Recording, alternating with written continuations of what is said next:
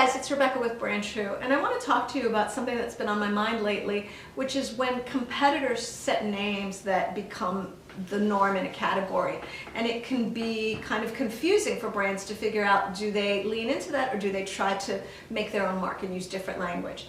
And two examples of this have popped up recently, which is why I got to thinking about it. The first one is, in the last few months, Blue Sky, which is a communications app, a social media platform that competes directly with Twitter, now called X. When they just really blew up recently, there's been a lot of chatter on there about when you make a message, when you post, what to call it.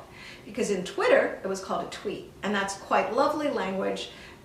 Ties to their name and their little bird logo. It all made a nice language universe, which, as a brand strategist who names things, that was very well done. When they changed their name to X, they kept them tweets.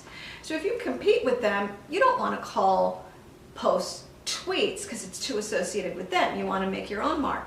There's chatter on there about, are they skeets because it's Blue Sky?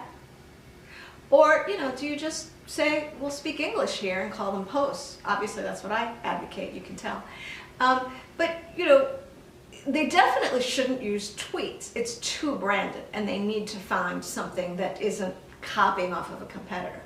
On the other hand, you guys send me notes about naming things. It's wonderful. Don't ever stop. Somebody sent me a note recently about JetBlue, because apparently they decided that calling their frequent flyer program, the language around it, saying miles wasn't differentiated enough for them because all the airlines say miles. So they've decided that they'll say tiles.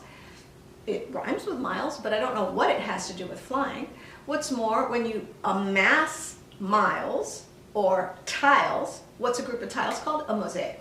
So they send like texts that say, congratulations, so-and-so, tiles, mosaics. And this person who sent the note to me said, I don't even know what they're talking about. I think that as much as in certain situations, like Blue Sky and tweets, you need to forge your own path and make sure that you're not copying someone else. When it's normal, natural language like miles is how you measure distance traveled, I don't think that it's necessarily a good idea to try to be branded and forge your own mark. I think it's confusing and it's trying too hard. Let me know what you think. Thanks. Bye.